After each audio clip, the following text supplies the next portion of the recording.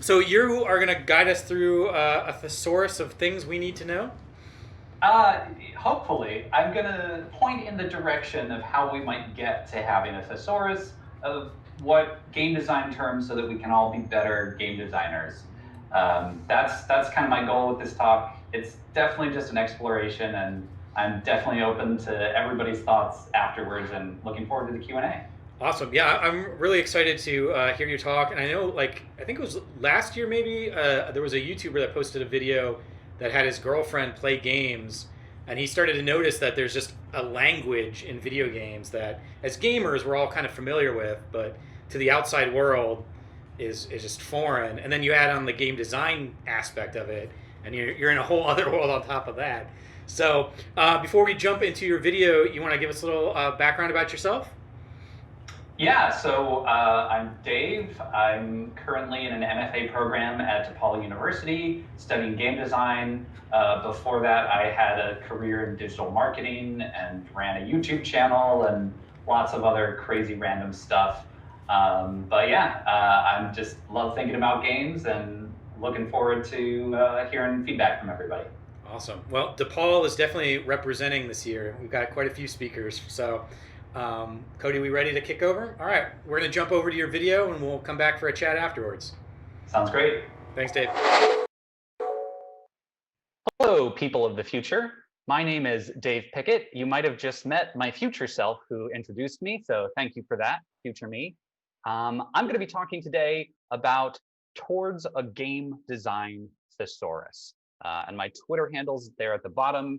If you already decided that you like me so much, you want to go follow me and hear all my thoughts in the future. Anyway, what do I mean by a game design thesaurus and the words toward?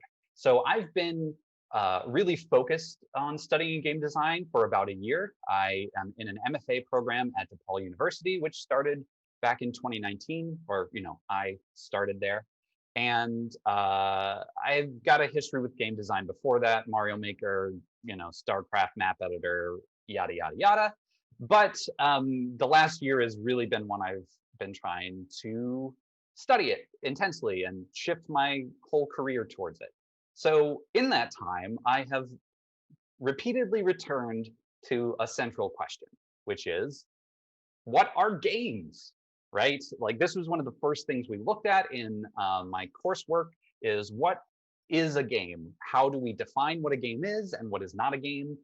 What's the difference between play and games and toys? And how do we think about those things? And what are the kind of salient features of games?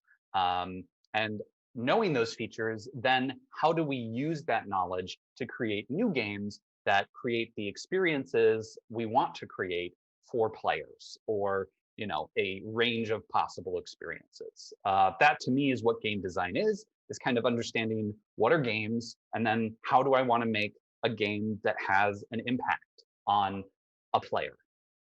That's to me kind of what game design is. And so game design is a discipline, right? It's a field of knowledge. It's a field of actual production. The game studies is still relatively new as a academic discipline. Games are ancient, but when we talk about games, sometimes we're just talking about video games. Like a lot of the talks today here are probably about video games as opposed to the whole range of games. So when I say what are games, right, I'm thinking about things like sports, live action role playing, board games, lotteries, puzzles, card games, video games, toys, and play, right? So when we say what are games, depending on the context, we could mean one specific thing here. We could mean the whole range of them, or somewhere in between. Some of these words on this screen are intentional provocations, right? Some people don't consider puzzles games because puzzles typically have single solutions, and people think that games must have multiple possible endings or outcomes. And so a puzzle that has a single solution doesn't fit their criteria of game. That's right. We could also think of how does game differ from the broad category of interactive experience or interactive media? Is that what we mean by the word game? It depends on who you're talking to. So this is a hard problem, right? The things that are encompassed in the word games are various and difficult, and they feel overwhelming. How do we even get a grasp on something, a field this varied? It seems a lot harder than talking about literature, right? Literature seems much more bound, right? That would be fiction, novels, poetry, maybe, but right, like it's all like words and stuff, and the format seems really consistent. So that would seem like a field that's easier to comprehend than games. Maybe it is, maybe it isn't, depends who you're talking to. So anyway, if we have games as a nebulous thing, right, that's already an issue. What is design language, right? Because we're thinking about a game design thesaurus. So a thesaurus is a collection of language that's linked in a certain way, different than a dictionary, different than a lexicon. But we're specifically thinking about design language, right? Not just any language, but the language of design. So we'll get to what game design language is, but what are other design languages? How do we think about what it means to have design language? So if we were thinking about writing literature, right, we might think of the craft of writing, right? So writers who write about writing, right, like that is design advice.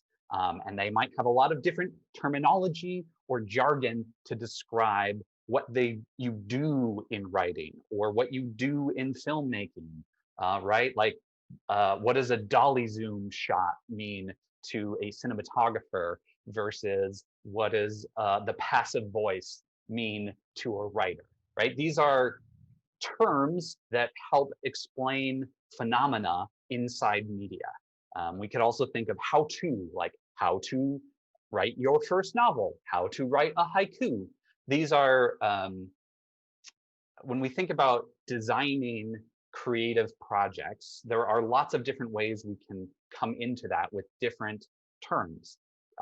You might argue whether or not theory about media, like literary criticism, if that's really design term, like literary design terminology versus like a creative writing terminology. But the analysis of literature or games or film also creates terms which are then used by practitioners, right? And there's often like a really great overlap and interplay between those, and often, writers have some level of analysis and criticism and vice versa, though not always, right? Those can be kind of mutually exclusive. We also might think about architects, right? The blueprint for a building is a design language. It's a language of symbols and shapes and colors and notations, right? There's not necessarily a lot of words in that design language of a blueprint, but we understand how a blueprint leads ultimately to a product, and how the language of blueprints is a whole thing which has specialized notations and markings which mean things like how you represent a door. I don't know that much about blueprints, but some people do. We can also think about behind the scenes features for movies or TV shows, right? How do people who make a thing talk about making that thing? That's what I'm thinking about when I'm thinking about design language. What is the structure of the thing that we are making, and what are the different ways we try to just describe that thing and the making of that thing, whether through words, symbols, visuals, sounds, right? Music probably has a whole thing that's more sound focused in terminology, in addition to having language about terminology. But if you think about, anyway, that's a side note. Anyway, all right, so here's a question. What is a book, right? If we're thinking about, again, parallels to game design, let's think about literature. Literature involves books generally, right? So if we think about what are the component parts of a book, what are some of these terms that are important to understand if you're trying to create, design a book, right? Books typically have chapters, and chapters typically have paragraphs, Paragraphs are made up of sentences, and sentences are made up of words. You might not think of those four things as design terminology because as the way education currently works, we are all pretty well versed in the design terminology of writing and books and literature, right? That's pretty basic stuff that is taught in elementary, middle, and high schools. You get that in primary education, right? You don't necessarily get film terminology. Maybe kids do now. I didn't. You don't necessarily get other terminologies for other types of creative work, but typically you'll get some understanding of how books, stories come together, right? A book could also be about the fonts, right? The pages, the paper, the physical materials. And then we could talk about, well, is a book still a book if it's an ebook? Right? And yes, like that's not really what I'm concerned about, right? Because it's more what's in the book, the content, right? The ideas. Some books have diagrams, right? If we're thinking about textbooks, right? I'm getting away from literature here, but plot could also be a thing we think about a book having. Here's another way we could look at this thing. What is a novel? So a novel is, like a core thing of literature, right? And a novel is a specific type of way of telling a story. And if we think about a novel, we might think about themes, characters, arcs, moods, subtext, my favorite, a protagonist, obstacle, actions, events, scenes, goals. And if we think about these things, we're really talking about story structure rather than a book structure, because all of these words could really apply to a movie, probably a video game, paintings, maybe. Like a lot of the things here are not necessarily specific to novels. And right, we can go back, well, a novel is also often a book. So all the things that describe a book also kind of describe a novel. So we've already got like a robust set of words and ways to approach thinking about that kind of creative production. Anyway, let's go back to games. What is a game, right? Just imagine a game. It can be any game. It can be a video game, a sport, a mind game that you play with somebody, cards, role playing, whatever you consider a game. Now imagine the full game from start to finish. Games typically have a beginning and an end, right? They might have multiple ends, they might have multiple beginnings, they might have multiple middles, but usually there's at least one beginning, middle, and end, right? And that's true of a lot of things in media and art, that they have a narrative, well, not necessarily a narrative, like a structure like that. So if we think of a game, and then we're like, all right, let's chunk this game up a little bit. So if we chunk it into 3 parts, right?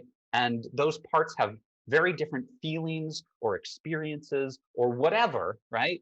We want to be able to talk about this part, this part, this part. So what are the words different games use to talk about kind of their largest subsection? So, right, if we're thinking about sports, right, if this was baseball, those would be innings, right? An inning is where both teams get to do both things and points might happen. If we're thinking about a video game like Mario, this would be worlds, right? It's a collection of stuff that has a unique feel and, is a moment, a large moment in the game. If we're thinking about role playing, this might be a campaign, right? Because you might be playing a character for a long time in this game, but you might have multiple campaigns or quests, right? If we're thinking about hockey, I think has periods are like kind of the 3 big chunks. And you could go on and on and on thinking about many types of games and how they talk about this, right? And this is different than books and chapters, right? The terminology is so diverse and all over the place because kind of every game invents its own terminology for these things sometimes, right? If you just think about sports, many different sports have many different names, like whether it's an inning, a period, a quarter, a half, whatever, right, to describe the largest chunk. Oh, right, we could also think of these as chapters in a game, rounds in like, if this is a card game, phases, acts, events, areas, chunks, right? There's many different ways that we can think about what is the largest subsection of this game. All right, now let's go deeper, right? So we've got a game, we've found some big chunks, we're calling it a quest, a round, a chunk, whatever. And now there's subparts that kind of make up each of those. So what do we call those, right? So we could think about a level, right? If we were thinking about a world, for Mario, Mario worlds are made up of levels. If this is an open world game, it might be more like an encounter that's part of a quest. If this is like a card game, if there's a hand that we are thinking of as the large chunk, then a turn, an individual player's turn, is kind of the sub-chunk, because those all add up to hands. If we think of a puzzle, an individual clue, like 26 down in a crossword, might be this sub-chunk, because the down clues are the larger chunk. The across or the downs is how you break up the two large chunks of a crossword puzzle. So then individually, it might be clue. If we're thinking about a narrative game, this might be a choice, right? Because things are determined by choice. We might also think of hand here, right? Depending on the card game, there are different levels of complexity. If we're thinking about a NASCAR race, this might be a lap, right? Or lap might be the level above. It depends. I don't know, right? I'm just really trying to show the way a thesaurus of game design might help us think about what we call things and what is the connection between a level in Mario and a lap in NASCAR, or a lap in Mario Kart, or a encounter in World of Warcraft and the down 26 clue in the crossword puzzle. And how do as designers we think about the different valences and subtle variations of that? I don't know. I always find a thesaurus way more helpful than a dictionary, so that's why I'm interested in this kind of stuff, right? And if we break those, so we had the game, then we had subsections, then we had subsections, and now we go to subsections. So these are kind of like where you get into the nitty-gritty, tiny pieces of a game. So like an individual non-player character in an RPG, a move, right? Because your turn in a board game, you might have multiple actions or multiple moves. You might play a card. We could think of game mechanics, verbs, right? What the player can do, a jump, a single hit in a combat game, a space on a board game, or the tokens, right? We can think of these as physical components. We can think of these as ideological components, theoretical components. There's many ways that like this whole area is iterated on and defined, but I just like to think of like again, if we're looking broadly across lots of different types of games, what are the clusters of things that have similar types of meanings in relation to their game, right? So these, I hope you can see how these are all like very granular things that then add up into these small things that then add up into these medium-sized things that add up into a game. And we can also go the other direction, right?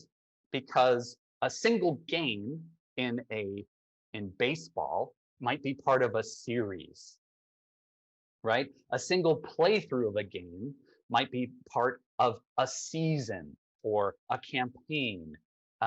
So there's lots, right? We can think about the metagame, right? So an individual round of Overwatch is kind of a game or a session, but there's a series of those that might be linked into a session or our overall experience, a tournament, right? There's many different ways in which we understand there's a game that happens, and then that's part of a group of that game occurring, which then have some larger rule and structure above them, whether that's a metagame, a campaign, a season, whatever. And then, right, we can go a level above that and say, well, there is also the game, right? A game of baseball might be part of a series, but even the series, the seasons, all of that is all part of the game of baseball, right? So that is pretty crazy. Hopefully it was interesting, hopefully enlightening. I'm looking forward to lots of questions and discussions in the future when this video ends. Right, like this is all I have. I think about this a lot. If anyone ever wants to pay me to try and build all of this kind of stuff in a way that other people could use, please reach out to me. But in the meantime, right, thinking cross these is really hard. So it's also helpful to have, dictionaries, glossaries, things like that. One of the best I've found that really kind of breaks things down and has them in a hierarchy is the design-oriented topic wheel. So you can find that at designoriented.net/wheel. It's really cool in that, again, their words might be different than the words you use, but they definitely go through like breaking down these kind of tiny chunks into middle chunks, into larger chunks, and there's color and it's fun and interactive. So that's like a good way if you're just trying to understand what some of these terms are. I don't know, we're all kind of desperately struggling, I think, to create a better craft language for game design. I try to be very broadly read, try to follow a lot of tabletop designers as well as video game designers. I'm not good at following things about sports or play or the mathematical game theory type stuff, but all of that is really connected to trying to understand that central question of what are games and how do I make the next game that I want to make, and how do I find the little pieces that can affect the player's experience and put them together in the right way and tweak the right ones that really add up to the cumulative kind of game experience that I want. So yeah, thank you for listening. My name is Dave Pickett. My website is davepickett.co, no M. My Twitter handle is David M. Pickett, and I am currently looking for a job in video games. So please hire me if you think I'm cool. All right, bye. All right, go ahead. Hey, Dave. We're back. He's not live yet. Okay. Caleb, we're back. Oh, we're back! Yay! Sweet. So we're just going to wait for Dave to get on here, ask a quick question. Oh, I thought we were going to kick the question to Discord.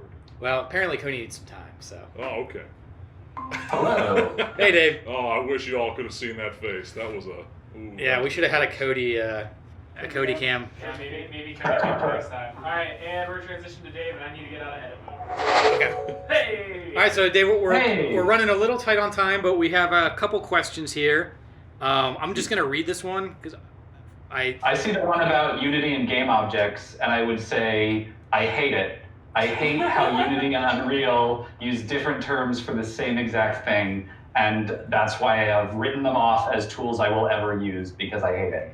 No, I need to learn what the difference between a scene and a game object is. Are those the same thing? I don't know. It's really frustrating and adds to the confusion, right? So like the fact that our industry tools don't even use the same words for the same things is also incredibly frustrating and complicates this even more. And I think the other question about genres having their own terminology, that's cool too, right? Like Metroidvanias have things that can be true across a Metroidvania or a platformer or a fighting game.